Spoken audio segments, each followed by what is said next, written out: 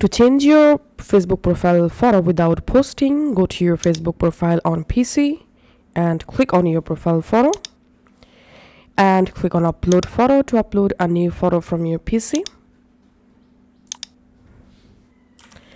Now you can zoom in or zoom out the profile photo. You can drag to reposition photo.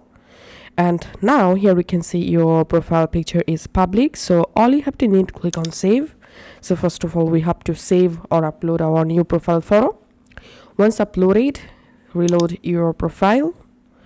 Scroll down and we can see the new profile picture uploaded. Now we have to change this post privacy. So click this three dot, click on edit audience.